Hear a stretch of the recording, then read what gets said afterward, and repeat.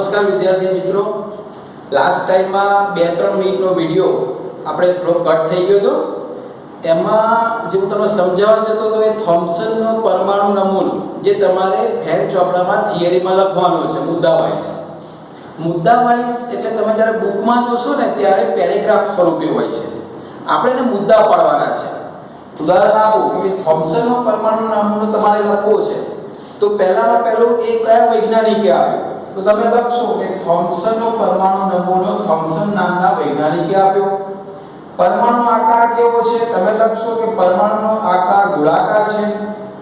એની ત્રિજ્યા કેટલી છે, તો એની ત્રિજ્યા 10⁻⁻10 મીટર છે. એ કયા નામે ઓળખાય છે, તો એ આગલા નામે ઓળખાય છે. એના પછી આકૃતિ, એનો ધન વીજભાર સમગ્ર પરમાણુમાં વહેંચાયેલો છે. આ રીતે તમારે મુદ્દા પાડી લખવાના છે. બોકની અંદર ગુજરાતીમાં નિબંધ લખે એ રીતે પેરેગ્રાફ નથી લખવાનો, બરોબર? એટલે આ રીતે તમે એવું પાડજો. એટલે બે થિયરી તમારે લખવાની છે, એક થોમ્સનનો પરમાણુ નમૂનો અને બીજો જે છે એ રુથરફોર્ડનો કેન્દ્રીય પરમાણુ નમૂનો. ક્લિયર? આપણે એટલું જોયું. હવે બહુ જ ઇમ્પોર્ટન્ટ ટોપિક, પરમાણુની ઓળખ જોઈ, બે નમૂના શીખ્યા. હવે આપણે સંજ્ઞા ઉપર જઈ રહ્યા છે, કારણ કે હવે પછી પાઠમાં જ્યારે પણ પરમાણુનો ઉલ્લેખ કરું, બરાબર, તો ક્લિયર કરી દઈશ કે ડાયરેક્ટ આખા શબ્દોમાં આપણે અર્થઘટન નહીં કરીએ, સંજ્ઞા ઉપર જઈશું. સંજ્ઞા ઉપર જતા પહેલા બે મહત્વના શબ્દો તમે લગભગ સ્ટાન્ડર્ડ 8 કે 9th માં સાંભળેલા હશે, બરાબર? ઘણાને ડેફિનેશન કદાચ યાદ હશે, નહીં પણ હોય. એ બે શબ્દો આપણે અત્યારે શીખવા જઈ રહ્યા છીએ, જેનું નામ છે પરમાણ્વીય ક્રમાંક અને પરમાણ્વીય દળ. કેટલાને યાદ છે તમારામાંથી કે પરમાણ્વીય ક્રમાંકની વ્યાખ્યા શું અને પરમાણ્વીય દળની વ્યાખ્યા શું? સ્ટાન્ડર્ડ 9 થી 8 માં તમે શીખ્યા છો. ઓકે, ચલો આપણે જોઈ લઈએ. પહેલા તો આ બે શબ્દો ઉપર જતા પહેલા ફરી એક વખત પરમાણુ સ્ટ્રક્ચર સમજાવું તમને, રાઈટ? કે પરમાણુમાં આપણે શીખ્યા તો મૂળભૂત 3 ગણો હતા, જેને સંજ્ઞાથી લખું છું. કયા કયા હતા? Electron, proton, neutron. તમને યાદ હશે, રાઈટ? અચ્છા, આ જે ત્રણે મિત્રો શોધ થઈ છે ને એ અલગ અલગ સાલમાં થઈ છે. સૌથી પહેલા પ્રોટોન શોધાયો 1886 માં. ગોલ્ડસ્ટીન નામના વૈજ્ઞાનિકે પ્રોટોનની જાણકારી મેળવી અને દુનિયાને કહ્યું કે ભાઈ પરમાણુમાં એક આવો કણ છે જે ધન વીજભાર ધરાવે છે.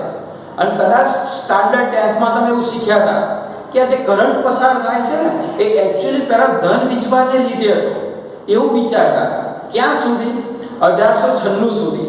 જે થોમ્સન નામના વૈજ્ઞાનિકે જ્યારે ઇલેક્ટ્રોનની જાણકારી દુનિયાને આપી, રાઈટ, ત્યારે ખબર પડી કે કરંટ એક્ચ્યુઅલી ધન વીજભારને કારણે નથી, પરંતુ ઇલેક્ટ્રોનના પ્રવાહને કારણે છે. અને એટલા માટે કરંટની જે દિશા છે ને મિત્રો, એની કરતા ઇલેક્ટ્રોનની દિશા વિરુદ્ધ હોય. અને 10મા ધોરણમાં તમે એવું ક્યાંક શીખ્યા છો જેને રૈવાજી પ્રવાહ કહેવામાં આવે છે, રાઈટ? જે ઇલેક્ટ્રોનની દિશાથી વિરુદ્ધ દિશામાં છે. જા ફરી યાદ કરી દઈએ, ગોલ્ડસ્ટીને પ્રોટોનની જાણકારી ક્યારે આપી? 1886 માં. ઇલેક્ટ્રોનની જાણકારી ક્યારે આપી? 1896 માં. અને ન્યુટ્રોન તો 1932 માં. તમે વિચારો, ત્યાં સુધી દુનિયાને ખબર જ નહીં ન્યુટ્રોન નામનો કણ છે. લગભગ નિયરલી 40 વર્ષ સુધી દુનિયા માત્ર બે કણોના આધારે આખું ફિઝિક્સ ને કેમિસ્ટ્રી બન્યું. ચેડવિક નામના વૈજ્ઞાનિકે, રાઈટ, એક ન્યુક્લિયર ઉપર મારો કરીને, કણનો મારો કરીને જ્યારે ન્યુટ્રોનની શોધ કરી ત્યારે દુનિયામાં એક નવા કણની ખબર પડી કે પરમાણુમાં એક્ચ્યુઅલી 3 કણો મુખ્ય છે: ઇલેક્ટ્રોન, પ્રોટોન અને ન્યુટ્રોન. અત્યારે તમને હું જે વાત કરી રહ્યો છું આ 3 કણ શોધ્યા પછીની વાત છે. આપણે આના પહેલા જે બે નમૂના જોયા ને એ આના તે વખત ન્યુટ્રોન નતો શોધ્યો, રાઈટ? ખાલી બે જ વીજભાર ખબર હતી, પ્લસ અને માઈનસ. પરંતુ એક તટસ્થ કણ હતો એ ચેડવિકે શોધ્યો. અચ્છા, હવે આપણે આગળ જોઈએ કે તત્વ. અને પહેલા ચેપ્ટરમાં શીખ્યા કે તત્વ શાનું બનેલું છે? પરમાણુઓનું. અચ્છા, આપણા શરીરનું વજન શાના લીધે છે? ખાલી હાથના લીધે? ખાલી દાંતના લીધે? ખાલી હાડકાના લીધે? ના. આપણા શરીરનું ટોટલી વજન હાડ, સ્નાયુઓ, અંદર જે કંઈ અંગો છે તે અંગો, પેશીઓ, ઈવન આપણા હેર પણ એ પણ વજનમાં ભાગ ભજવે છે. તો આ બધાનું ભેગું થઈને વજન થયું છે. તો પરમાણુનું સમગ્ર વજન કોના લીધે હશે? એનામાં તો 3 કણ છે: ઇલેક્ટ્રોન, પ્રોટોન અને ન્યુટ્રોન. પણ આપણે લાસ્ટ ટાઈમ શીખ્યા, ધારો કે આપણા શરીરની અંદર એક ઉદાહરણ આપીએ કે આપણા શરીરનું વજન કર્યું, તમારું વજન કર્યું અને વજન થયું તમારું 40 કિલો. અચ્છા, હવે તમને લોટી કરી દેશે, બહાર કાપી નાખે છે, પછી તમને વજન કરવાનું કે શું ફરક પડશે? સાહેબ કઈ ફરક પડશે, માર 50 ગ્રામ. તો જરૂરી ખરું કે વજન કરીએ તો લોટી કર્યા પછી જ કરું? ના, તમે આખા શરીરનું વજન કરો છો, નિયરલી લોટી કરેલું હોય તો પણ એ વજન. મિત્રો સેમ વસ્તુ કેમ એવું થયું? કારણ કે આપણા શરીરના વજનની સાપેક્ષે બહારનું વજન કશું નથી. સેમ વસ્તુ પરમાણુ જે વજન છે એનું આગવું દળ છે, રાઈટ? એ દળ એનું નિશ્ચિત છે, એ પણ આપણે શીખ્યા. કોણે સમજાવ્યું? ડાલ્ટનનો પરમાણ્વીય સિદ્ધાંત યાદ હોય તો તમને. ઓકે, દરેક પરમાણુનું આગવું દળ છે એટલે કે નિશ્ચિત દળ છે, અને આ નિશ્ચિત દળનું નામ છે પરમાણ્વીય દળ. બહુ મોટી ડેફિનેશન નથી. અચ્છા, હવે આ પરમાણ્વીય દળમાં મેં વાત કરી એમ કે આ પરમાણ્વીય દળ છે ક્યાં? તો રુથરફોર્ડે શું કહ્યું? યાદ કરો, રુથરફોર્ડમાં આપણે શીખ્યા ને આપણે, એમાં બીજા નંબરનું તારણ હતું, યાદ કરો કે ભાઈ સમગ્ર દળ ક્યાં છે? તો કે કેન્દ્રમાં. બરોબર? તો એનો મતલબ એવો થયો ટોટલી પરમાણ્વીય દળ ક્યાં છે? કેન્દ્રમાં. અચ્છા, કેન્દ્રમાં કોણ રહે છે? તો કે છે પ્રોટોન અને ન્યુટ્રોન. ન્યુટ્રોનનું સ્થાન પણ છે. હવે મેઈન વસ્તુ એવું થયું કે ભાઈ ઇલેક્ટ્રોન કેમ નથી ગણવાનો? તો મેં સમજાવ્યું તેમ કે આપણા શરીરમાં વાળ અથવા નખ કાપી નાખીને વજનમાં કોઈ ફરક પડતો નથી. એવી રીતે ઇલેક્ટ્રોનનું દળ નહીવત છે, એ આપણે શીખ્યા હતા. અને કે ઇલેક્ટ્રોન દળ કેટલું લઈએ છીએ? 0 લઈએ છીએ. તો ઇલેક્ટ્રોનનું દળ નિયરલી 0. પ્રોટોનનું દળ આપણે એ પણ શીખ્યા, સાપેક્ષ 1 લઈએ છીએ. ન્યુટ્રોનનું 1 દળ લઈએ છીએ. ઓકે, તો આ જે છે એનો મતલબ એવો થયો કે સમગ્ર દળ ક્યાં છે? કેન્દ્રમાં. કોના લીધે? પ્રોટોન અને ન્યુટ્રોનના લીધે. ઇલેક્ટ્રોનના દળનો સમાવેશ આપણે પરમાણ્વીય દળમાં કરવાના નથી. એનો મતલબ એવું નથી કે ઇલેક્ટ્રોનનું દળ નથી. ઇલેક્ટ્રોનનું દળ છે, પણ એટલું સૂક્ષ્મ છે કે પરમાણ્વીય દળની સાપેક્ષે કેવું છે? નહિવત છે. ઓકે, તો આપણે હવે જે વાત કરીએ છીએ પરમાણ્વીય દળ, ફરીથી પરમાણ્વીય દળ ક્યાં છે? પરમાણુના કેન્દ્રમાં. પરમાણુના કેન્દ્રમાં કયા મુખ્ય બે ઘટકો છે? પ્રોટોન અને ન્યુટ્રોન. અને આ બંનેનું દળ એક એક કેમ લીધું? તો બીજા નંબરના લેક્ચરમાં મેં તમને શીખવાડ્યું હતું સાપેક્ષ અને નિરપેક્ષ દળ. તમે આંકડા સરસ તૈયાર કર્યા હશે, રાઈટ? તેમાં ઇલેક્ટ્રોનનું 0 લેતા હતા, પ્રોટોનનું 1 લેતા હતા, ન્યુટ્રોનનું 1 લેતા હતા. ઓકે, તો મેઈન જે દળ છે કોના લીધે? પ્રોટોન અને ન્યુટ્રોનના લીધે, રાઈટ? અચ્છા, જો એક નમૂનો ફરી સમજાવી દઉં તમને. કેન્દ્ર લીધું તો કેન્દ્રમાં પ્રોટોન પણ છે, ન્યુટ્રોન પણ છે, અને એની આજુબાજુ વર્તુળાકાર માર્ગ છે, ત્યાં કોણ છે? ઇલેક્ટ્રોન છે. સંજ્ઞાથી લખીશું આપણે ઇલેક્ટ્રોનનો વીજભાર માઈનસ, પ્રોટોનનો વીજભાર પ્લસ, ન્યુટ્રોનનો કોઈ વીજભાર છે નહીં. બરાબર? એટલે વીજભાર રહી છે. હવે બહુ જ અગત્યની વાત મિત્રો આવી, પરમાણુ કેવો છે? કોઈ પણ પરમાણુ, જેમાં આવર્ત કોષ્ટકના 114 તત્વોની વાત કરો, એમાં દરેક પરમાણુ તટસ્થ છે. ક્યારેય કોઈ પરમાણુ ધન ઋણ વીજભાર નથી ધરાવતો. સમગ્ર રીતે તટસ્થ છે. તટસ્થનો મતલબ શું? તટસ્થનો મતલબ એવો થયો કે એમાં જેટલા ધન વીજભાર છે એટલા જ ઋણ વીજભાર છે, એટલે ઇક્વલ થઈ જાય, રાઈટ? તો પરમાણુ વિદ્યુતીય રીતે તટસ્થ છે. બહુ અગત્યનો પોઈન્ટ છે. અને વિદ્યુતીય રીતે તટસ્થ છે એનો મતલબ ખાસ જેટલી સંખ્યા પરમાણુમાં પ્રોટોનની છે એટલી જ સંખ્યા પરમાણુમાં ઇલેક્ટ્રોનની છે, રાઈટ? આપણે ન્યુટ્રોનનો વીજભાર નથી એટલે એની સાથે કોઈ મતલબ નથી અત્યારે. એટલે બહુ સરસ સમજીશું કે જેટલા પરમાણુમાં પ્રોટોન હોય એટલા જ ઇલેક્ટ્રોન હોય. આ વાક્ય ખાસ યાદ રાખજો. ક્યારે? જ્યારે પરમાણુ તટસ્થ હોય ત્યારે. અને બધા જ પરમાણુ તટસ્થ હોય છે. જ્યારે પરમાણુ તટસ્થ ના હોય ત્યારે એને આપણે પરમાણુ નથી કહેતા. એ આપણે નેક્સ્ટ ચેપ્ટરમાં ક્યાંક શીખીશું. જ્યારે પરમાણુ તટસ્થ ના હોય ત્યારે આયન હોય. અને આયન બે રીતના, ઋણ આયન અને ધન આયન. ક્લિયર? એટલે જો પરમાણુની જ્યારે વાત કરી હોય ત્યારે પરમાણુ હંમેશા તટસ્થ હોય. તટસ્થ હોય એનો મતલબ પ્રોટોન જેટલા જ ઇલેક્ટ્રોન હોય. બરોબર, તો જે તટસ્થ હોય. જો એ તટસ્થ નથી તો ક્યાં તો એ ધન આયન છે, ક્યાં તો એ ઋણ આયન છે. એનો ઉલ્લેખ આપણે ફરી કરીશું. તો અત્યારે આપણે વાત કરીએ કે પરમાણુ વિદ્યુતીય રીતે તટસ્થ છે. એનો મતલબ એવો થયો કે એમાં જેટલા પ્રોટોન છે એટલા જ ઇલેક્ટ્રોન છે, રાઈટ. બંનેનો વીજભાર અલગ અલગ છે. 7 ધન વીજભાર હોય સામે 7 ઋણ વીજભાર, રાઈટ. તો એ તટસ્થ છે. તો હવે આપણે જે વાત કરી છે એમાં આગળનો એક શબ્દ છે બહુ જ ઇમ્પોર્ટન્ટ, પરમાણ્વીય ક્રમાંક. મિત્રો પરમાણ્વીય ક્રમાંકને જો સરસ રીતે સમજાવવું હોય ને તો તમારો GR, જનરલ રજિસ્ટર નંબર. તમે 11 સાયન્સમાં એડમિશન લીધું વિઝનમાં, એટલે તમને રોલ નંબર આપ્યા હશે, રાઈટ. પણ રોલ નંબર બદલાતા રહેતા હશે કે ભાઈ કોઈ સ્ટુડન્ટ આવ્યો, અંદર રિમૂવ થયો, લેફ્ટ થયો તો તમારો રોલ નંબર આગળ પાછળ જાય. પણ મિત્રો GR નંબર તમારો ઓલ ગુજરાતમાં, બરાબર, જો તપાસ કરવામાં તમારો LC હોય ને એની પર GR નંબર લખ્યો હોય, આ તમારો પરમેનન્ટ નંબર, આ ના બદલાય. હવે GR નંબર શું છે તો કે જેમ જેમ વિદ્યાર્થીઓ વિઝનમાં આવશે, ધારો કે તમારો 3222 GR નંબર છે, એનો મતલબ વિઝનમાં ભલે 1 લાખ વિદ્યાર્થીઓ ભણે પણ તમારો પરમેનન્ટ નંબર તમે નંબરથી ઓળખાવો કે ભાઈ 3222 એટલે આ વિદ્યાર્થી. હા, તો એવું સમજો કે પરમાણુનો એક નંબર જેનો પરમેનન્ટ નંબર, એ રશિયામાં તમે એ નંબર બોલો તો એ પરમાણુની ઓળખ, ચાઇનામાં જેને નંબર બોલો તો પણ એ પરમાણુની ઓળખ, ભારતમાં તમે નંબર બોલો તો એ પણ પરમાણુની ઓળખ. તો આ પરમાણુનો જે પરમેનન્ટ નંબર છે એને ઓળખવામાં આવે છે એનો પરમાણ્વીય ક્રમાંક.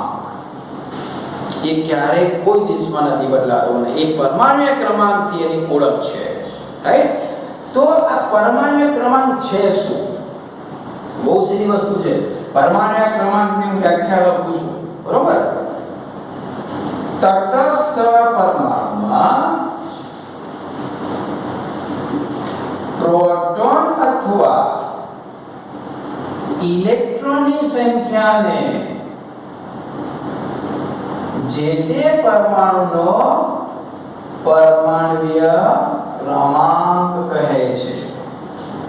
કદાચ આપને વ્યાખ્યા હશે તો ઘણી વખત તમે 9th સ્ટાન્ડર્ડની વ્યાખ્યા બોલો તો આવી બોલો છો કે પરમાણુમાં પ્રોટોન અથવા ઇલેક્ટ્રોનની સંખ્યાને પરમાણ્વીય ક્રમાંક કહેવાય છે, પણ એ ખોટું છે. એની આગળ તમારે આ શબ્દ લગાવવો પડે કે કારણ કે તટસ્થ પરમાણુમાં જ આ બેની સંખ્યા સરખી હોય. હા, તો ફરીથી પ્રોપર વ્યાખ્યા, તટસ્થ પરમાણુમાં, અને હમણાં શીખ્યા તટસ્થ પરમાણુ એટલે કોણ? જેમાં પરમાણુને પ્રોટોન અને ઇલેક્ટ્રોનની સંખ્યા સરખી હોય. તો વ્યાખ્યા ફરીથી, તટસ્થ પરમાણુમાં પ્રોટોન અથવા ઇલેક્ટ્રોનની સંખ્યાને પરમાણ્વીય ક્રમાંક કહે છે. એટલે પરમાણ્વીય ક્રમાંક જે છે કયા સિમ્બોલથી લખીશું હવે આપણે? Z. આ ચેપ્ટરમાં જ્યારે પણ હું Z નો ઉલ્લેખ લખું એટલે તમારે સમજી લેવાનું કે સાહેબ પરમાણ્વીય ક્રમાંકની વાત કરે છે. આના પહેલા આપણે પરમાણ્વીય દળ જોયું, એને આપણે A લખીશું. જ્યારે કેપિટલ A લખું એટલે તમારે સમજવાનું કે આ પરમાણ્વીય દળની સંજ્ઞા છે, બરોબર. હવે આપણે સંજ્ઞાથી ઓળખીશું. ઓકે, તટસ્થ પરમાણુમાં પ્રોટોન અથવા ઇલેક્ટ્રોનની સંખ્યાને પરમાણ્વીય ક્રમાંક કહે છે. એવી રીતે પરમાણ્વીય દળની વ્યાખ્યા શું શીખ્યા? પ્રોટોન અને ન્યુટ્રોનની સંખ્યાને, એ પણ લખી દો તમારે યાદ રાખવા માટે. ઓકે, પરમાણુમાં, ત્યાં તટસ્થ લખવાની જરૂર નથી, પરમાણુમાં પ્રોટોન અને ન્યુટ્રોનની સંખ્યાને તેનો પરમાણ્વીય દળ કહે છે. મિત્રો બુક પ્રમાણે બીજો શબ્દ આવો છે, દળ ક્રમાંક. અને પરમાણ્વીય ક્રમાંક કહેવામાં આવે છે. આ બીજું નામ છે દળ ક્રમાંક, બરોબર. એનો સિમ્બોલ કયો છે? A. અને પરમાણ્વીય ક્રમાંકનો Z.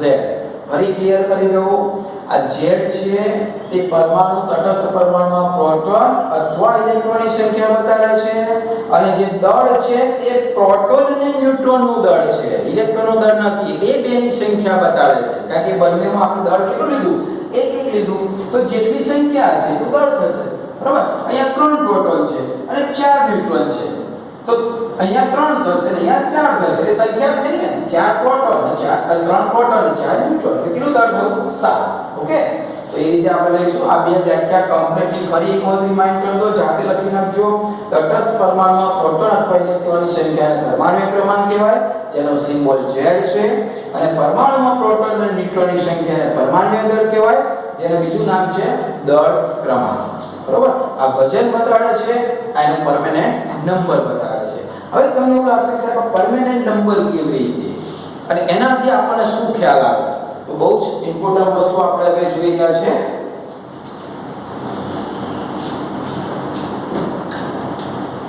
જો હાઇડ્રોજનની વાત કરીએ, બરાબર? હાઇડ્રોજનનો જે પરમાણુ છે સૌથી હલકો. હાઇડ્રોજન પરમાણુમાં એક પ્રોટોન આવેલો છે મિત્રો, ધ્યાન રાખજો. આ જે હાઇડ્રોજનનો પરમાણુ અહીંયા લગભગ દોરું છું, એક પ્રોટોન છે અંદર અને એક ઇલેક્ટ્રોન છે.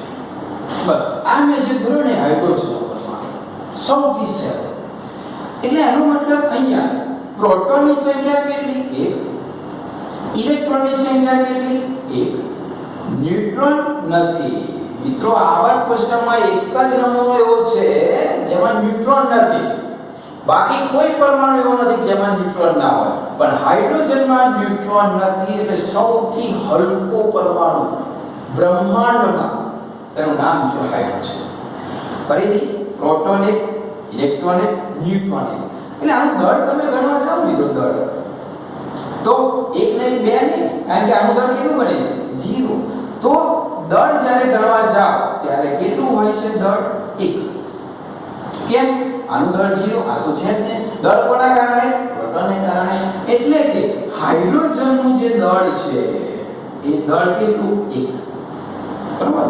હવે પ્રોટોનની સંખ્યા 1, ઇલેક્ટ્રોનની સંખ્યા 1, એટલે વીજભાર કેટલો એનો? વીજભાર તો કે પ્રોટોન 1 તો +1, ઇલેક્ટ્રોન 1 -1, તો વીજભાર 0. કેમ? એટલે તટસ્થ છે. ફરીથી પેલો નિયમ કે જેટલા પ્રોટોન એટલા જ ઇલેક્ટ્રોન, એટલે તો વીજભાર કુલ 0 થઈ ગયો. બરાબર? તો વીજભાર 0 એટલે તટસ્થ થઈ ગયો, રાઈટ?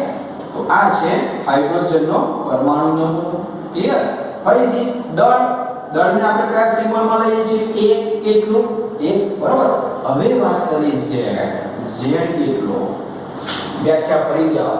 તટસ્થ પરમાણુમાં પ્રોટોન અથવા ઇલેક્ટ્રોનની સંખ્યા. ચલો પ્રોટોન અથવા ઇલેક્ટ્રોન આ બેમાંથી કોઈ એક તો સરખું જ છે, તો કેટલો? 1. એટલે હાઇડ્રોજન પરમાણુનો Z 1. હવે સિમ્બોલ તરફ જઈએ છે કે તમે યાદ રાખજો Z એટલે કોણ? એનો પરમેનન્ટ નંબર. અચ્છા, પરમેનન્ટ નંબર કેમ ના બદલાય સમજાવો. દળ બદલાશે, પરમેનન્ટ નંબર નહીં બદલાય સમજાવો કેમ નહીં. બરોબર? હવે એક્ચ્યુઅલી તમને ખબર છે કે પરમાણુ તત્વના જેટલા પરમાણુ છે, એક સરખા પરમાણુ જે છે એ એક જ સરખું દળ ધરાવે. એવું તમે શીખ્યા ડાલ્ટનના પરમાણુ સિદ્ધાંતમાં. બીજું, નિશ્ચિત સંરચના ધરાવે, એટલે બંધારણ નિશ્ચિત. જો સહેજ બદલાય ને પરમાણુ બદલાઈ જાય. બરાબર? જો કેવી રીતે બદલાય? ધારો કે હાઇડ્રોજન પછીની વાત કરીએ છીએ હિલિયમ. હિલિયમમાં શું છે એ સમજાવો. તો હિલિયમનું જે સેન્ટર છે ને એમાં 2 પ્રોટોન અને 2 ન્યુટ્રોન છે. અને ઇલેક્ટ્રોન 2 હશે. કેમ? તટસ્થ હશે. એટલે હવે જ્યારે હિલિયમની વાત કરીએ ને ત્યારે આવું આવશે. હાઇડ્રોજનની વાત કરી ના, હવે હિલિયમની વાત કરીએ. હિલિયમનું દળ કેટલું આવશે?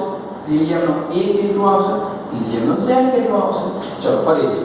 ચલો હિલિયમમાં પ્રોટોનની સંખ્યા, ઇલેક્ટ્રોનની સંખ્યા, ન્યુટ્રોનની સંખ્યા. ઇલેક્ટ્રોન કેટલા? 2. પ્રોટોન કેટલા? 2. અહીંયા ન્યુટ્રોન છે, અહીંથી સ્ટાર્ટ થાય. ન્યુટ્રોન કેટલા? 2. ચલો Z કેટલો? તો આ બે ઉપરથી તમે નક્કી કરશો. બરાબર? કે આની સંખ્યા સરખી જ લેવાની. એટલે એનો Z ખ્યાલ આવી ગયો 2. દળ, હવે દળ ઇલેક્ટ્રોન ગણતા નથી. 2 ને 2 4, તો દળ કેટલું થયું? 4. એટલે A કેટલો થયો? 4. જો આખું પરમાણુ બની ગયું, એનો મતલબ દળથી નથી નક્કી કરવાનું, પણ Z એક તમે એવું કહો કે રશિયામાં જે પરમાણુ ક્રમાંક એટલે હાઇડ્રોજન, સૂર્ય ઉપર જઈએ તો પરમાણુ ક્રમાંક એટલે હાઇડ્રોજન. બરોબર? જ્યારે પણ હાઇડ્રોજનનો મતલબ જ એવો છે કે આ એવો પરમાણુ છે જેમાં પ્રોટોન 1 છે અને ઇલેક્ટ્રોન 1 છે. એટલે કે હજુ આપણે આગળ જોઈશું. હા, એક્ચ્યુઅલી પરમાણુ ક્રમાંકની ડેફિનેશનમાં પ્રોપર લેવું હોય ને તો આની સંખ્યા સાથે નિસ્બત નહીં હોય. તટસ્થ રહેશે, ઓકે, આપણે એના લીધે લઈએ છીએ, પણ આ જે છે ને એ મેઇન છે, એના ઉપર નક્કી થાય છે એનો પરમાણુ ક્રમાંક. પ્રોટોન બદલાય, પરમાણુ બદલાય, બરોબર? જીવનમાં યાદ રાખજો ફરીથી, પ્રોટોન બદલાય. આ જે છે ડીએનએ, તમને ખ્યાલ હશે, ડીએનએ દરેક ફિંગરપ્રિન્ટ જો, આ ફિંગરપ્રિન્ટ, હાઇડ્રોજનની ફિંગરપ્રિન્ટ બીજા કોઈને મેચ ના થાય, એટલે કે હાઇડ્રોજનનો પ્રોટોન બીજા કોઈ પરમાણુ મેચ ના થાય, હિલિયમનો બીજા કોઈ મેચ ના થાય, બરોબર? એટલે કોઈ પણ પરમાણુની ઓળખ નહીં કે દળ. તમને હું સમજાવીશ, ચાર દળ ધરાવતા તો કેટલાય છે, વજન દળ ધરાવતા, જેમ કે બે મનુષ્યનું વજન સરખું છે, 45 કિલો, બે સેમ છે ના, પણ જુદા કેમ? એના ડીએનએ જુદા છે, ફિંગરપ્રિન્ટ જુદી છે, તો દળ ભલે સરખા હોય એનો મતલબ બે સેમ નથી. તો અહીંયા કોઈ પણ પરમાણુ દળની સાથે મતલબ નથી, બરોબર? ઇલેક્ટ્રોન સાથે પણ હવે મતલબ નથી રાખવાના. હવે આપણે બહુ ડીપમાં જઈએ છીએ, માત્ર ને માત્ર પરમાણુ ક્રમાંક, બહુ ડીપમાં જઈએ તો કોની સંખ્યા? પ્રોટોનની સંખ્યા, એનો ડીએનએ છે. તો આપણે અહીંયા વાત કરીએ, બે ની વાત કરી તમને, હાઇડ્રોજન અને હિલિયમ. આવી રીતે હું અલગ અલગ પરમાણુ લઉં છું અને તમને અલગ અલગ સિમ્બોલ સાથે સમજાવું છું, રાઈટ? અને બહુ જ ઇમ્પોર્ટન્ટ છે એટલે લાસ્ટ આને સંજ્ઞા કેવી રીતે લખીશું આપણે. અચ્છા મિત્રો, એક લાઈન જે મેં લખી હતી, ન્યુક્લિયોન્સ એટલે શું? કેટલીક બુકમાં ન્યુક્લિયોન્સનો મતલબ છે ને ન્યુક્લિયસ. ન્યુક્લિયસમાં જે કણો છે ને એનો સરવાળો, એની સંખ્યાનો સરવાળો એટલે ન્યુક્લિયોન્સ તરીકે પણ ઓળખાય છે. એકચ્યુઅલી કેન્દ્રને પરમાણુમાં વૈજ્ઞાનિક ભાષામાં એને ન્યુક્લિયસ કહેવામાં આવે છે. અને ન્યુક્લિયસનું જે સેન્ટર, જે આપણે કેન્દ્રની વાત કરીએ છીએ, એમાં જે સંખ્યા છે પ્રોટોન અને ન્યુટ્રોન જ્યાં લખી, એને ન્યુક્લિયોન્સ પણ કહેવામાં આવે છે. કે દળ જે છે ને, પરમાણુનું દળ, એ પ્રોટોન અને ન્યુટ્રોનની સંયુક્ત રીતે જે સંખ્યા છે એ જ પરમાણુ દળ, અને એનું નામ જ ન્યુક્લિયોન્સ. ઓકે, અચ્છા, હવે બહુ મેઇન ઇમ્પોર્ટન્ટ આપણે તરફ જઈ ગયા છે, સંજ્ઞાને કેવી રીતે લખીશું. હવે આ બધી જમવામાં નહીં પડીએ, હવે એક જ હું સિમ્બોલ લખીશ ને એનાથી તમને ખબર પડશે એની ઓળખ. હા, તો જો આપણે ઓળખમાં જઈએ, આ x છે ને મિત્રો, x એ પરમાણુની સંજ્ઞા છે. કોઈ પણ પરમાણુ છે એટલે કે તત્વ, બરોબર, એના નામની સંજ્ઞા લખીશું આપણે, રાઈટ? પછી એ તો તમને ખબર છે કોણ? પરમાણુય દળ. અચ્છા, z પણ ખબર છે કોણ? પરમાણુય ક્રમાંક. હવે કોઈ પણ પરમાણુને આગલી ઓળખ આવી રીતે લખીશું આપણે. આ x છે ને એના ચરણોમાં આ બાજુ z લખીશું, અને ઉપર મથાળે ટોપર ઉપર એ લખીશું. આ સિમ્બોલ જો મેં કેવી રીતે લખેલો છે, x શું છે? જે તે પરમાણુ તત્વની સંજ્ઞા, z શું છે? પરમાણુય ક્રમાંક, અને એ શું છે? પરમાણુય દળ, એટલે કે ન્યુક્લિયોન્સ. તો ચલો જો મિત્રો વિચારો જો આપણે હાઇડ્રોજન કેવી રીતે લખીશું. જો તમારી પાસે 3 છે, બરાબર, હાઇડ્રોજન આ રીતે લખાય, વચ્ચે સંજ્ઞા હાઇડ્રોજન, એના ચરણોમાં z, એટલે હવે હું લખીશ 1 અને ઉપર લખીશ a. કેટલા છે? 1. મિત્રો આ જે મેં લખ્યું ને, આની મતલબ શું થયો? કે હાઇડ્રોજનનો પરમાણુ છે, એનું z 1 છે અને દળ 1 છે. ચલો હિલિયમનો લખીશ તો હું શું લખીશ? ચલો હિલિયમ ની સંજ્ઞા, એનો z કેટલો? 2, દળ કેટલું? 4. હવે આપણે આ રીતે જાણીશું એને. એટલે હું આટલું લખું એટલે તમને ક્લિયર થઈ જવું જોઈએ કે સાહેબ હિલિયમ પરમાણુની વાત કરે છે, એમાં 2 z છે, એનો મતલબ પ્રોટોન 2 છે, ઇલેક્ટ્રોન 2 છે, અને 4 દળ છે, એનો મતલબ 2 પ્રોટોન અને 2 ન્યુટ્રોન છે, બરાબર? અને એના પરથી હું તમને સૂત્ર સમજાવું છું કે પ્રોટોન, ન્યુટ્રોન અને ઇલેક્ટ્રોનની કેવી રીતે ગણતરી કરવામાં આવે, બરાબર?